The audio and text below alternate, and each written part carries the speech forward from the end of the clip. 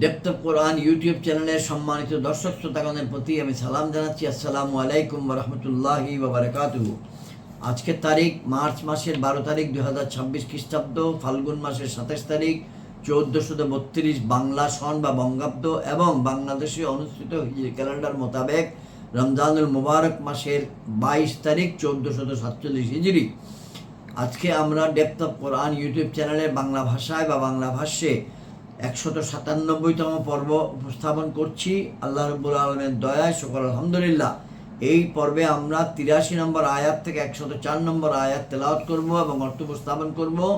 সূরা শুআরা 26তম সূরা। এর আগের পর্ব ছিল 195তম পর্ব। এই পর্বে 195তম পর্বে আমরা ইব্রাহিম আলাইহিস সালামের ঘটনা আলোচনা শুরু করেছি, তেলাওয়াত এবং আলোচনা। এই পর্বে এখন যদি বলবো 197 পর্বে সেই আলোচনা শেষ হবে। সূরা শুআরায় আল্লাহ রাব্বুল আলামিন অনেক পয়গম্বরের ঘটনাবলী উল্লেখ করেছেন। তার মধ্যে মূসা আলাইহিস সালামের আলোচনা শেষ হয়ে গেছে। ইব্রাহিম আলাইহিস সালামের আলোচনা 196 নম্বর আয়াতে গেছে পর্বে, এখন 197। এরপরে নূহ আলাইহিস সালামের বর্ণনা আসবে। আপনারা যারা শুনছেন কষ্ট করে মেহেরবানি করে এই দুটি পর্ব 195 ও 196, 195 ও 196 অনুগ্রহপূর্বক একসাথে শুনবেন কষ্ট করে।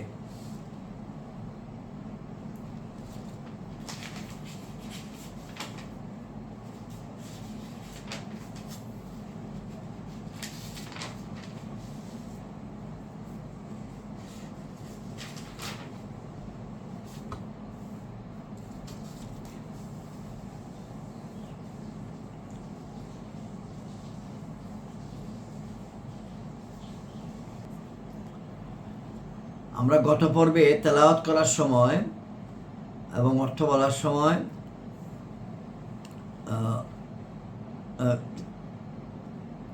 মোনাজাতটি করে ফেলেছি 83 থেকে 87 পর্যন্ত, সেটা আবার শুরু করবো ইনশাআল্লাহ।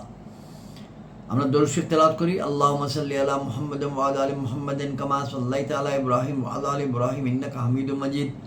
আল্লাহুম্মা বারিক আলা মুহাম্মাদিন ওয়া আলা আলি মুহাম্মাদিন কামা বারাকতা আলা ইব্রাহিম ওয়া আলা আলি ইব্রাহিম ইন্নাকা হামিদুম মাজিদ। আউযু বিল্লাহি মিনাশ শাইতানির রাজীম। বিসমিল্লাহির রহমানির রহিম। আয়াত 83 সূরা শুআরা শুরু।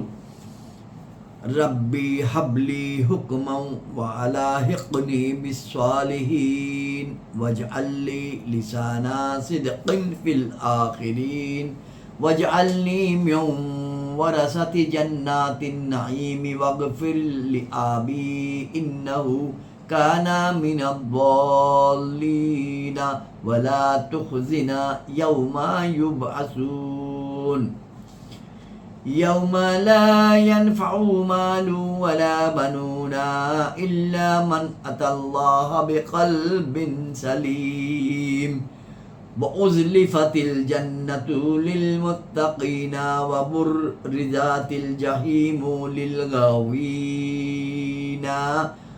وقيل لهم أين ما كنتم تعبدون من دون الله هل ينصرونكم أو ينتصرون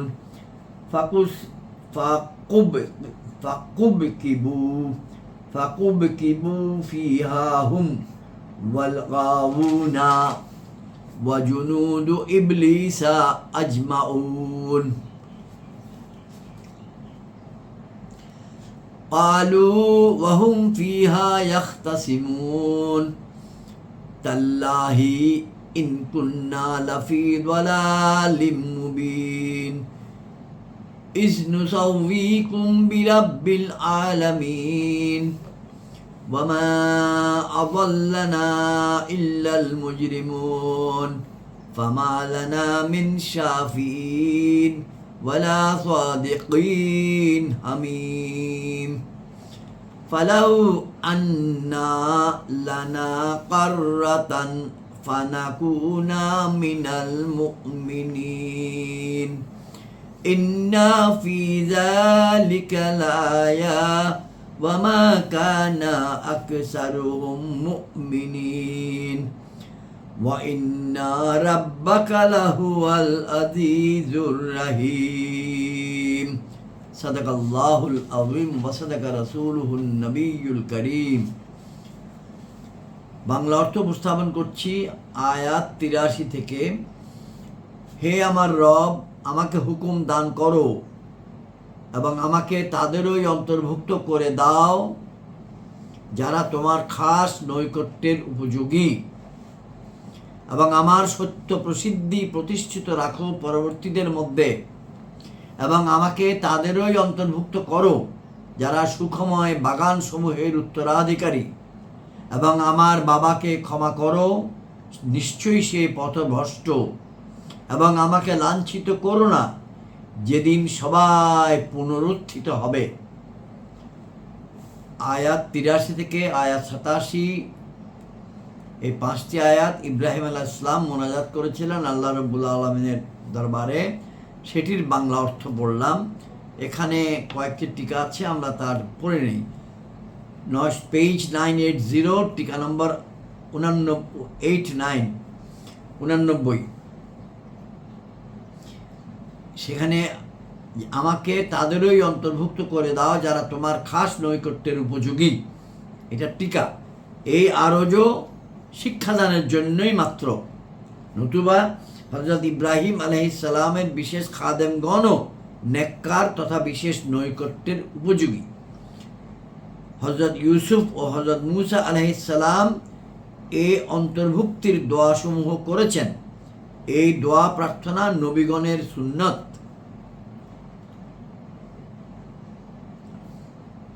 টিকা 90, এবং আমার সত্য প্রসিদ্ধি প্রতিষ্ঠিত রাখো পরবর্তীদের মধ্যে, এইভাবে যে ভবিষ্যৎ বংশধরগণের মধ্যে যেন আমার কথা সুনাম সহকারে আলোচিত হয়ে থাকে, আমার বংশধরদের মধ্যে যেন বহু নবী ও অলি হন।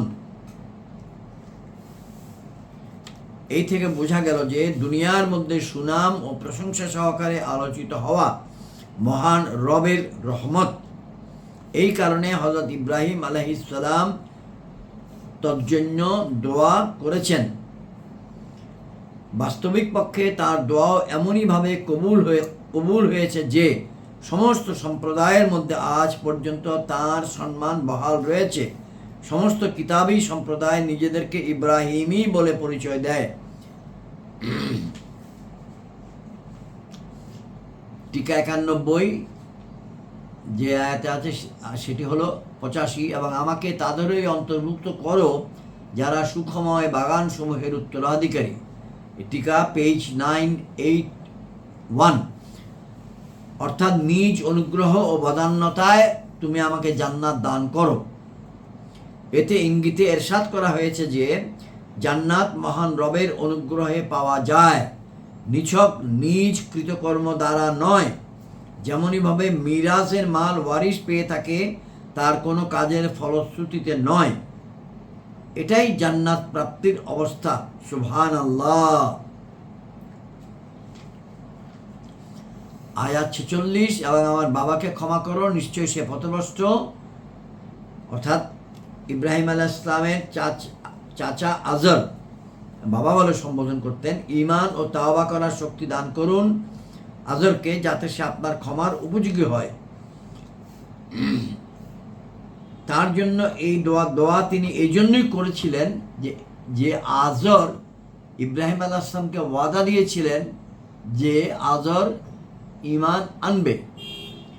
পবিত্র কোরআনের সূরা 9 নম্বর সূরায় আয়াত 114, সেখানে বলা আছে, অর্থাৎ এবং ইব্রাহিমের আপন পিতার জন্য ক্ষমা প্রার্থনা করা তো ছিল না, কিন্তু একটা প্রদত্ত ওয়াদার কারণেই যা সে তার সাথে করেছিল, কিন্তু মানে এক্সেপশন, এই জন্যই যে একটা প্রদত্ত ওয়াদার কারণে যা আজর করেছিলেন ইব্রাহিমের সাথে। এটা সূরা 9 আয়াত 114। নতুবা মুশরিকদের জন্য মাগফিরাত দোয়া করা বৈধ নয়। এই কারণে তাকে মরহুম ও মাগফুর, দয়াপ্রাপ্ত, ক্ষমাপ্রাপ্ত বলা হারাম বা কঠোরভাবে নিষিদ্ধ। সর্বশেষ টিকা হচ্ছে 93 নম্বর টিকা, আয়াত 87-তে, এবং আমাকে লাঞ্ছিত করো না যেদিন সবাই পুনরুত্থিত হবে। এই দোয়াও মানুষকে শিক্ষা দেওয়ার জন্যই, নতুবা আল্লাহর ইচ্ছা হলে হযরত ইব্রাহিম আলাইহিস সালামের গোলাম এবং গোলামের গোলামও কিয়ামতের লাঞ্ছনা থেকে মুক্ত। আয়াত 88 বাংলা। কোন দিন? যেদিন সবাই পুনরুত্থিত হবে। এর ধারাবাহিকতায় বলা হচ্ছে, যেদিন না ধন সম্পদ কাজে আসবে এবং না পুত্রগণ, কিন্তু ওই ব্যক্তি যে আল্লাহর সম্মুখে হাজির হয়েছে বিশুদ্ধ অন্তর নিয়ে। কাজে আসবে কে? ওই ব্যক্তি যে আল্লাহর সম্মুখে হাজির হয়েছে বিশুদ্ধ অন্তর নিয়ে। অত্যন্ত বিখ্যাত সুপরিচিত আয়াত, ইল্লা মান আতাল্লাহ বিকলবিন সালিম। এবং নিকটবর্তী করা হবে জান্নাতকে পরহেজগারদের জন্য।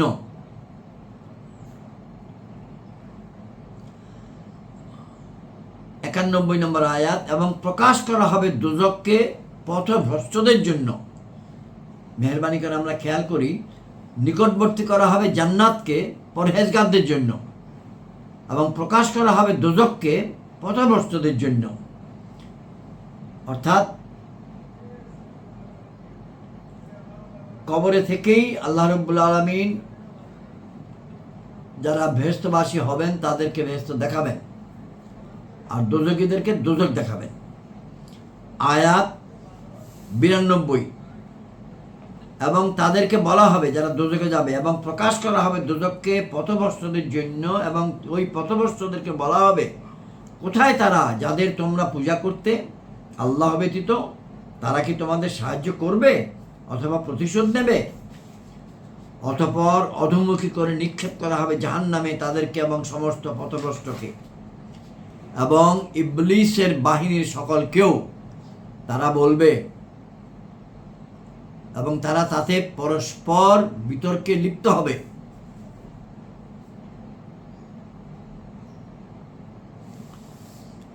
আর 97 নম্বর আয়াত অর্থ, আল্লাহর শপথ, নিশ্চয়ই আমরা সুস্পষ্ট ভ্রান্তির মধ্যে ছিলাম।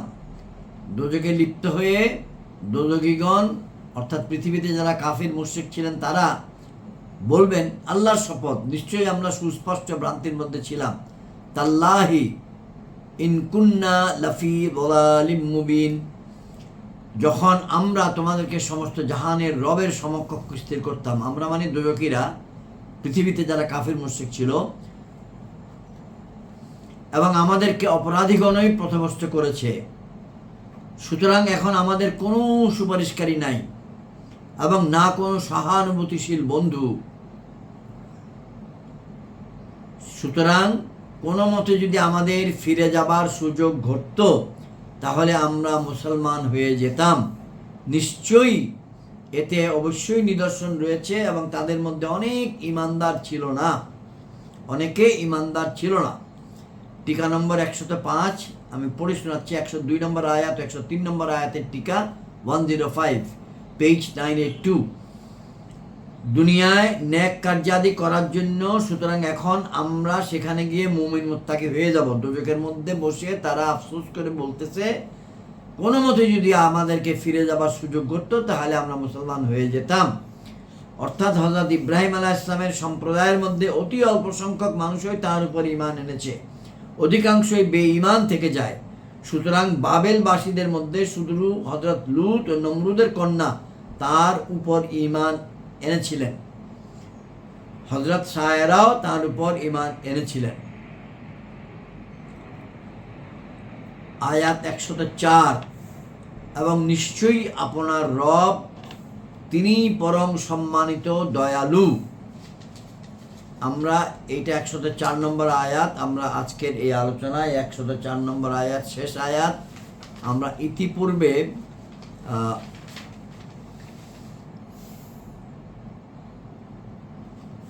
আয়াত নম্বর 67 এবং আয়াত নম্বর 68,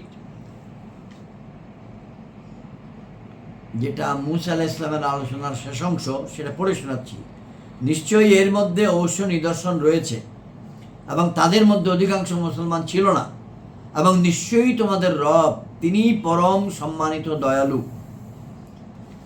একই রকম কথা আমরা এখানে পাচ্ছি 103 নম্বর আয়াতে, নিশ্চয়ই এতে অবশ্যই নিদর্শন রয়েছে, এবং তাদের মধ্যে অনেকে ঈমানদার ছিল না। এবং নিশ্চয়ই আপনার রব তিনি পরম সম্মানিত দয়ালু।